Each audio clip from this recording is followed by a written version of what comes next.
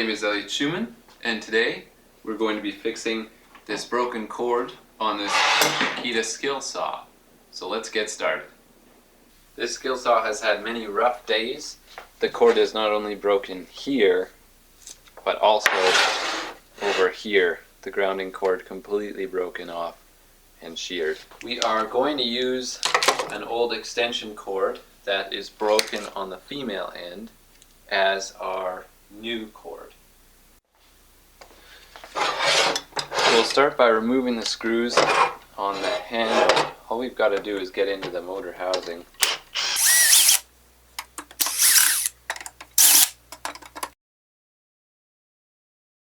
So here we are getting the handle cover off, and it's a little tricky because it catches up on the body of the machine, and you don't want to crack it because it's probably pretty brittle, old, you know, not Bakelite, but it's, well, this saw, it's older. And we will take off our trigger.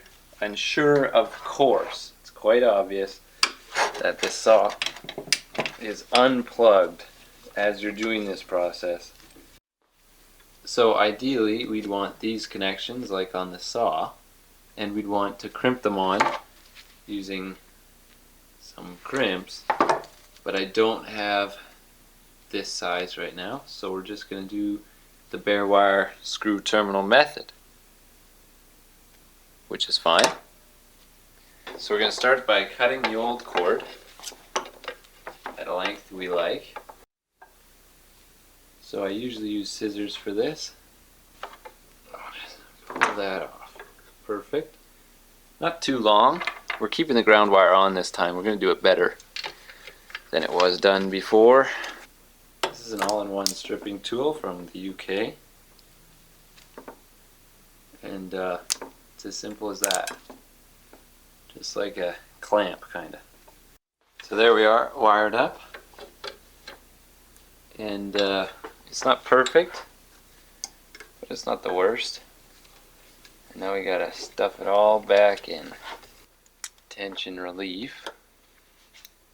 This is a really important step because your wiring could be good. It likely is, but you can't hang the saw off the wire without this step. And that's what was so dangerous about before, was that we were pulling at the wire connection itself, not this relief. This is one of the most important aspects of wiring.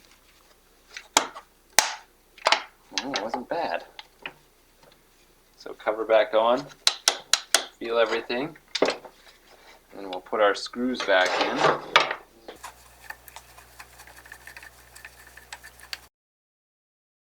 And now the only thing left to do is test it out.